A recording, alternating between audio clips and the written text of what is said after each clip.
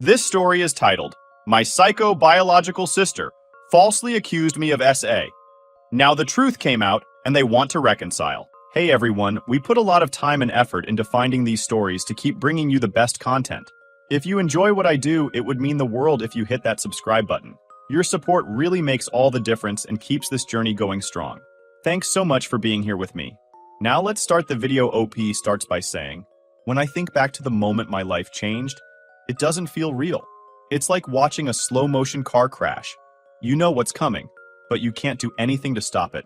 I was 18, living on a military base in Japan with my dad, his third wife Maria, my biological sister Lily, 15, and 3 younger stepsisters. Life wasn't perfect, far from it, but it was predictable. That predictability, however, shattered one quiet Sunday afternoon. I was in my room, working on a history essay that wasn't due for another week. I liked being ahead of deadlines, partly because school gave me a sense of control, and partly because it kept me away from Lily. Our relationship had always been rocky. We were like oil and water. She was loud, impulsive, and always seeking attention, while I preferred solitude and order. Our fights were legendary, from screaming matches over stolen phone chargers to full-blown Cold Wars over the TV remote. But for all our differences, I never thought she'd go as far as she did. That day, my dad called me into his office. His voice was serious, the kind of tone that made your stomach drop. I walked in to find Maria sitting stiffly in one of the chairs. Her usual warm smile was gone, replaced by a tight-lipped expression that screamed discomfort. My dad gestured for me to sit. "We need to talk," he began, his voice heavy. "It's about your sister." I froze. Lily was in the States with our mom, sent there after one too many blowouts with Maria and the stepsisters. She hadn't been gone long, maybe 6 months, and though her absence had brought a strange calm to the house, I hadn't given her much thought. Now dread started creeping in. "She's made an accusation," Maria chimed in, her voice hesitant. She's saying you hurt her." I frowned, confused. Hurt her? How? What could she possibly mean? Before I could ask, my dad dropped the bombshell. "She's accusing you of sexual assault," he said bluntly. For a moment, the words didn't register. I stared at them, my mind scrambling to make sense of what I'd just heard. It felt like someone had knocked the wind out of me. "What?" I finally managed, my voice barely above a whisper. "Number. That's not true." "We believe you," Maria said quickly, but the way her eyes darted to the floor told a different story. "But we have to take this seriously." Take it seriously? What did that even mean? My dad explained that they'd already reported it to the authorities. Protocol, he called it. I felt like I was drowning. My own sister, my flesh and blood, was saying I did something so vile, so unthinkable, and my parents had gone straight to the cops without even talking to me first. "She's lying," I said firmly, my voice shaking with anger and fear. "You know I'd never do anything like that?" My dad just nodded, his expression unreadable. Maria reached for my hand, but I pulled away, unable to bear the false comfort. Their belief in me felt hollow, like they were saying the words because they had to, not because they meant them. I couldn't understand it. How could they say they believed me but still treat me like I was guilty? The next few weeks were a blur. A social worker came to the house to interview me, asking invasive, humiliating questions about my childhood and my relationship with Lily. "Have you ever touched her inappropriately? Have you ever said anything that could be taken the wrong way?" I answered every question honestly, but it didn't matter. The look in her eyes said she'd already made up her mind. At school, things got worse. Living on a military base meant rumors spread like wildfire. By the end of the week, everyone seemed to know about the accusation. Friends avoided me in the hallways, their laughter dying the moment I walked by. Parents stopped letting their kids come over. Even teachers started acting differently, their smiles forced and their conversations clipped. I became a ghost, floating through my own life, unseen and unwanted. At home, the atmosphere was suffocating. My dad and Maria treated me like I was made of glass, like one wrong move would shatter me, or maybe expose some hidden truth they didn't want to confront. They implemented new rules to avoid misunderstandings. I wasn't allowed to be alone with my stepsisters anymore, and Maria made a point of hovering whenever we were in the same room. The humiliation was unbearable. One night, I confronted my dad. "Do you really believe me?" I asked, my voice cracking. "Because it doesn't feel like you do." "I believe you," he said after a long pause. "But we have to handle this the right way. For the family." "For the family?" I repeated, incredulous. "What about me? This isn't just some family issue, it's my life. Do you have any idea what people are saying about me? What this is doing to me?" He didn't answer. Instead, he told me to be patient, to trust the system. But how could I trust a system that had already branded me as guilty? The worst part was knowing that my own parents, people who were supposed to protect me, were the ones who'd set the wheels in motion. Meanwhile, Lily was living her best life back in the States. Through the family grapevine, I heard she'd joined her high school's cheerleading squad and was the center of attention in every room she walked into. It was infuriating. She'd turned my life into a living hell. And for what? Because she was jealous that I got to stay in Japan while she was sent to live with our unstable mom? The thought made my blood boil. One night, I called her. I needed answers. "Why are you doing this?" I asked, my voice trembling with anger and desperation. "You know it's not true." Her response was infuriatingly casual. "I don't want to talk about it," she said, her tone cold and dismissive. Then she hung up, leaving me staring at my phone in disbelief. That was the moment I realized there was no reasoning with her. She'd made up her mind, spun her web of lies, and now she was watching me struggle to untangle myself. It wasn't just betrayal, it was cruelty, and it wasn't over yet. As the investigation dragged on, my life unraveled piece by piece. Colleges I'd applied to sent rejection letters. Friends drifted away, and every day felt like a battle just to keep my head above water. But even as everything fell apart, one thought kept me going. I would survive this. I didn't know how, but I'd find a way. Because if Lily thought she could destroy me and walk away unscathed, she was wrong. Dead wrong. Kira. The investigation should have been the worst of it, but it wasn't. That was just the opening act. Once the initial shock wore off, the real fallout began. If the accusation had felt like a punch to the gut, the aftermath was a slow, suffocating chokehold. After the social worker left, my dad sat me down again. He looked more uncomfortable than I'd ever seen him, like he wanted to be anywhere but there. "The base community is small," he started, his words careful. "People are going to talk. I need you to keep your head down." Keep my head down? Wanted to laugh in his face. Rumors were already flying, and I was the center of them. Kids at school whispered as I passed by. Parents pulled their kids away from me, as if proximity to me was contagious. My dad telling me to keep my head down was like asking someone drowning to hold their breath a little longer. Maria added her own version of damage control. She started micromanaging my every move. "Maybe you shouldn't go to the community pool right now," she'd suggest with that overly sweet tone she used when pretending to care. Or, "Why don't you skip the next youth group meeting? It's best not to stir the pot." I wasn't stirring anything. I was sitting silently, watching my life fall apart while everyone acted like this was just some awkward phase we'd all laugh about someday. The military base's gossip machine wasn't just limited to kids and their parents. It seeped into every corner of the community. My dad's co-workers looked at him differently. Maria's book club stopped inviting her to their weekly gatherings. Even the family's weekly trips to the commissary became exercises in avoidance, as people gave us wide berths in the aisles. Then there was school. It wasn't just the students who treated me differently, it was the teachers too.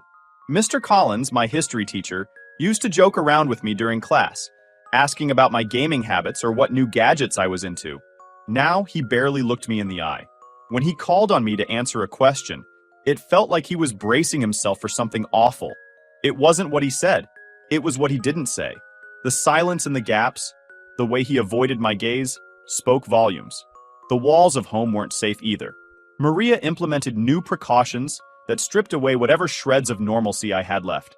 At first, I wasn't allowed to be alone with my stepsisters. Then, it escalated to me needing Maria to be in the room anytime I interacted with them, even for something as mundane as handing over the TV remote. "It's not about you," she said one night, as if that made it better. "It's about appearances." Appearances. That word had started to haunt me. It wasn't about truth or justice. It was about how the family looked to everyone else. My dad, the proud military officer, and Maria, the smiling, picture-perfect stepmom, couldn't afford to be seen as the parents who let something slide. They needed to be the ones who took every accusation seriously, no matter the cost. The cost, of course, was me. I thought about running away more times than I could count. There were nights I lay awake, staring at the ceiling, imagining packing a bag and disappearing. But where would I go? My mom? She wasn't exactly an option. She was still recovering from her latest divorce and could barely keep herself afloat, let alone take me in. My extended family? They'd already started distancing themselves, sending vague texts about letting the process play out. The process. Another word I'd grown to hate. So I stayed. Not because I wanted to, but because I had nowhere else to go. Lily, meanwhile, was thriving, or at least that's what I heard through the family grapevine. She had a tight-knit group of friends and was excelling in her classes. The news reached me in fragmented updates from relatives who still felt obligated to keep me in the loop. "She's doing really well," my aunt said over the phone one day. "Your mom says she's happier than she's been in years." Happier. That word was a knife to the gut. While my life was crumbling, Lily was out there living her best life, the center of attention like she'd always wanted. It wasn't fair. None of it was. As the weeks turned into months, the investigation dragged on. No charges had been filed, yet, but the threat loomed over me like a storm cloud. Every time the phone rang, I flinched, expecting the worst. I avoided looking at the mailbox, terrified of finding a letter from some authority demanding I appear in court. The uncertainty was worse than anything else. It was like waiting for an axe to fall, not knowing when or if it ever would. One night, I overheard Maria talking to my dad in the kitchen. Her voice was hushed, but the tension in her words was impossible to miss. "I don't know how much longer we can keep this up," she said. "It's affecting the girls. It's affecting us. Maybe it would be better if he went somewhere else for a while." Went somewhere else? My blood ran cold. They were already treating me like I was guilty. Now they were talking about sending me away? I didn't stick around to hear my dad's response. I didn't need to. I already knew how little I mattered in this so-called family. The breaking point came a few weeks later. A friend I'd known since middle school, one of the few people who hadn't completely cut me off, invited me to a small party. It was the first time I'd been included in anything in months, and for a brief moment, I felt normal again. But that feeling didn't last. I arrived at the party to find everyone huddled in a corner, whispering. When they saw me, the whispers stopped, and the room went uncomfortably silent. My stomach sank as I realized why. Someone had brought up the accusation. "Hey, I didn't know you were coming," the host said awkwardly, scratching the back of his neck. "Listen, man, some of the parents, they're not cool with you being here." I stared at him, stunned. "Parents? Thought this was just us." "Yeah, but, word gets around. Word gets around." That was it. That was all it took to unravel whatever fragile connection I still had to my old life. I left the party without saying another word, my chest tight with anger and shame. That was the moment I realized there was no going back. Whatever life I'd had before Lily's lie was gone, and no amount of denial or patience would bring it back. Ik stop I. Back at home, I sat on my bed and stared at the ceiling, the weight of everything pressing down on me. I couldn't stay here. I couldn't keep living like this, surrounded by people who saw me as a problem to be managed. But what choice did I have? I grabbed my phone and pulled up the message from my uncle, the only family member who had consistently reached out. "If you need a place to stay, our door is always open," he'd written a few weeks ago. I hesitated, my finger hovering over the screen. Leaving meant giving up. It meant admitting that Lily's lie had won, that she'd succeeded in driving me out. But staying meant losing myself entirely. With a deep breath, I hit reply. Leaving wasn't easy. It wasn't dramatic either. No slammed doors, no screaming matches. Just me, a packed duffel bag, and a goodbye note left on the kitchen counter. I didn't have the energy for a confrontation, and I doubted it would have made a difference. They didn't want me there, not really, and I couldn't survive another day feeling like an unwelcome guest in my own home. I caught the earliest bus off the base and headed straight to my uncle's place in Okinawa. The trip was a blur of anxiety and second-guessing. What if they didn't really mean it when they said I could stay? What if I showed up and they turned me away, like everyone else seemed to? But when I knocked on the door, my aunt answered with a smile that almost made me break down right there on the porch. "Come in," she said, pulling me into a hug. "You're safe here." Safe. I hadn't felt that in months. Living with my aunt and uncle was like stepping into a parallel universe. For the first time in what felt like forever, I wasn't walking on eggshells. They didn't look at me like I was broken or dangerous. They asked how I was doing, how they could help. It was overwhelming in the best way, but the relief was short-lived. The investigation wasn't over, and even though I was miles away from my dad's house, the weight of it still hung over me. Every time my phone buzzed, my heart jumped into my throat. Every time I saw a military officer or someone in uniform, I felt like they were there to drag me away. The constant fear was exhausting. One day, my uncle sat me down after dinner. He was a quiet man, not one for long speeches, but when he spoke, you listened. "Look," he said, "I know this isn't fair. None of it is. But you can't let this define you. You've got to start thinking about what comes next." "What comes next?" I repeated, laughing bitterly. "My life's over. No college is going to take me. No one's going to hire me. That's not true, he said firmly. You're smart. You're capable. You've just been knocked off course. But a detour isn't the end of the road. Ichikarawas. His words stuck with me. I didn't know how to fix the mess my sister had made, but I knew I couldn't sit around waiting for my life to magically get better. So I started looking for ways to rebuild. My uncle suggested the military. It wasn't what I'd ever planned for myself, but it offered structure, discipline, and, most importantly, a way out of the chaos that had consumed my life. The application process wasn't easy. Every form I filled out, every interview I sat through, felt like walking a tightrope. What if someone brought up the accusation? What if it disqualified me? But no one did. The investigation hadn't turned up any evidence, and as far as the military was concerned, I had a clean slate. It was the first real break I'd gotten in months. Boot camp was brutal, but it gave me something I desperately needed: focus. For the first time in a long time, I wasn't consumed by thoughts of Lily, or my family, or the life I'd lost. I was too busy pushing my body to its limits, learning to shoot, march, and follow orders. It was hard, but it was a welcome distraction. The camaraderie was another unexpected gift. My fellow recruits didn't care about my past. They cared about whether I could pull my weight, whether I had their backs in the field. For the first time, I felt like I belonged somewhere. Things started to look up after boot camp. I was assigned to a unit stationed overseas, far from Japan and all the memories tied to it. I threw myself into my work, learning everything I could and excelling in ways I hadn't thought possible. It was like I'd been given a second chance, and I wasn't about to waste it.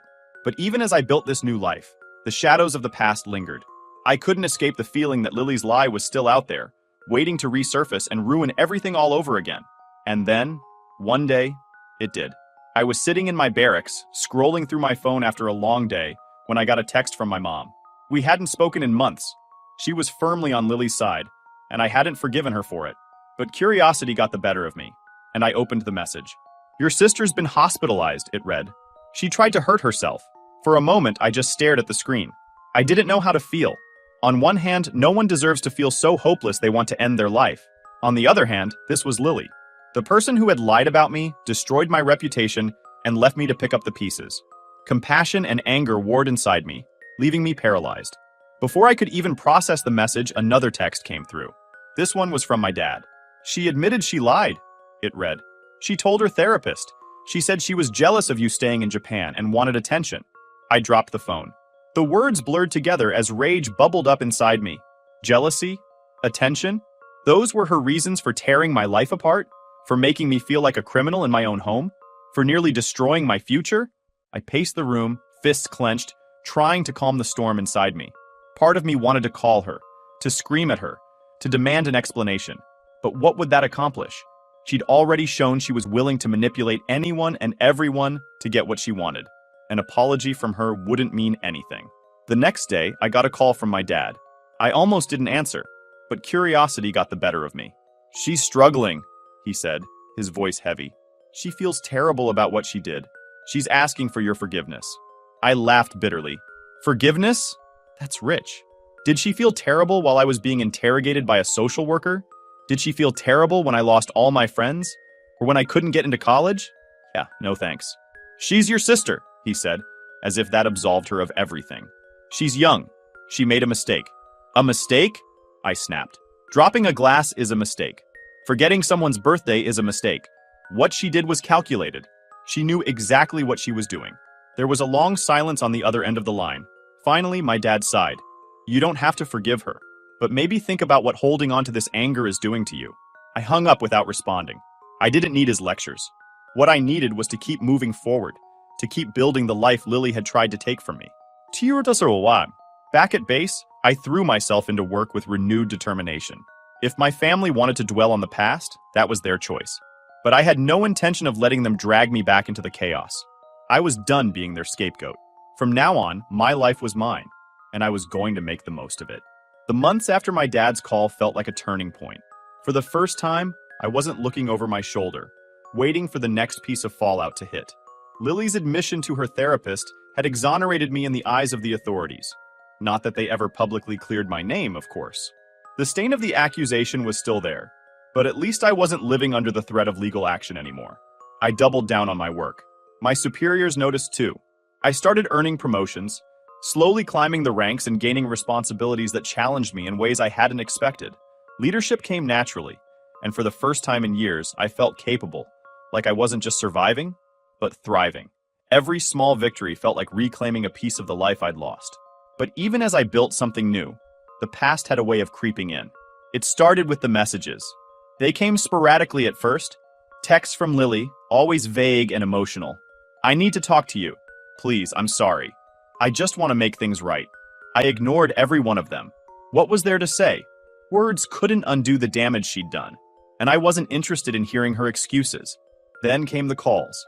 They were less frequent, but more desperate. She'd leave voicemails, her voice shaky and raw. "I know I don't deserve your forgiveness, but I'm trying to be better. Please, just give me a chance to explain." Explain? What was there to explain? She'd already admitted the truth. She lied because she was jealous, because she wanted attention, because she couldn't stand seeing me happy. There wasn't some hidden, noble reason behind her actions. She'd been selfish and cruel, and now she was dealing with the consequences. One night, after a particularly long day, I decided to listen to one of her voicemails. Not because I cared, but because I wanted closure. I wanted to hear her voice, hear her excuses, and confirm that I was right to keep her out of my life. "Hey," she began, her voice trembling. "I know you hate me, and you have every right to. I messed up more than I can ever say. I was stupid and selfish, and I didn't think about what I was doing to you. I felt like I was losing everything, and I wanted someone to blame. I know that's not an excuse. I'm sorry. I'm so sorry." For a moment, I didn't feel anger. I didn't feel anything. Her words washed over me, hollow and meaningless. An apology couldn't erase what she'd done. It couldn't give me back the friendships, the opportunities, the time I'd lost. And it definitely couldn't rebuild the trust she'd shattered. I deleted the message. Life continued to move forward. My work took me to new places. Conferences, collaborations, even leadership training programs that put me on track for a future I hadn't thought possible. I started taking online classes in software engineering, combining my military skills with my passion for coding. It was exhausting but rewarding, a reminder that I was capable of more than Lily's lie had tried to define me as. As I built my career, I began to reconnect with the idea of happiness. I traveled during my time off, exploring cities I'd only ever seen in photos. I made friends who didn't know anything about my past, people who saw me for who I was now, not who my sister's lies had painted me as. It felt like freedom, but the past wasn't done with me yet. One evening, as I was settling into my apartment after a long day, my phone buzzed with a text from my mom. We hadn't spoken in months, my choice, not hers. But the message caught my attention. "Lily is in trouble," it read. "She needs your help." I stared at the screen, conflicted. Part of me wanted to ignore it, to let Lily handle her own mess for once. But curiosity got the better of me, and I typed back a terse response. "What kind of trouble?" The reply came quickly. "She's struggling to stay afloat. She's lost her job, she's behind on rent, and she doesn't know what to do. She wants to talk to you." I set the phone down and walked away. The audacity of it all was staggering. She'd ruined my life, and now she wanted my help to fix hers? It was almost laughable. 2 days later, Lily herself reached out. This time, it wasn't a text or a voicemail. It was a video call. Against my better judgment, I answered. Her face appeared on the screen, thinner and more haggard than I remembered. Her once bright eyes were dull, ringed with dark circles that told the story of sleepless nights. She looked broken. "I don't want to bother you," she began, her voice small. But I didn't know who else to call. I didn't respond, waiting for her to continue. "I messed up," she admitted, her voice cracking. "Not just with you, but with everything. I've burned bridges with everyone else. Mom can't help, and Dad, he won't even talk to me anymore. I'm at rock bottom, and I don't know what to do." I stared at her, the silence stretching between us. Part of me wanted to feel pity, to reach out and offer her some kind of lifeline. But a larger part of me, the part that remembered the nights I'd spent crying in frustration and despair, couldn't summon the empathy. "What do you want from me, Lily?" I asked finally. "I don't know," she whispered. I want a chance to fix things, to make things right with you." I shook my head. "You can't make this right, Lily. You destroyed my life, and now you want me to help you fix yours? That's not how this works." "I'm sorry," she said, tears streaming down her face. "I don't expect you to forgive me. I don't know what to do." I took a deep breath, forcing myself to stay calm. "Figure it out, like I had to. You made your choices, Lily, And now you're living with the consequences. That's not my responsibility. Her sobs grew louder, but I didn't waver. For once, I was putting myself first. I hope you find your way, I said quietly. But you're not going to find it with me. And with that, I ended the call. Isasakurusa. For the first time in years, I felt a sense of finality. Lily was no longer a weight I had to carry, no longer a storm cloud looming over my life.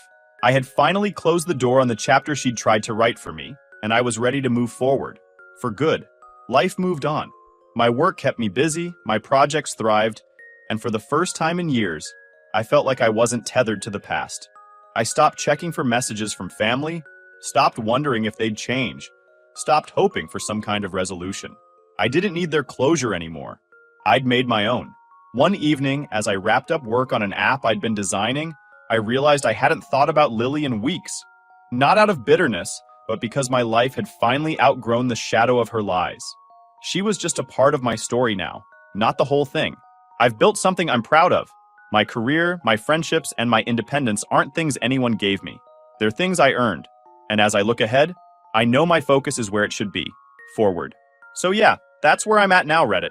My life isn't some grand redemption arc, and I'm okay with that. I'm not trying to rise above or prove anything to anyone. I'm just living. And honestly, it's enough. Lily hasn't reached out again since that last call, and the rest of my family has mostly fallen silent too. I guess they finally realized I'm not coming back. It's not about holding grudges, it's about boundaries. I don't hate them. I just don't need them in my life anymore.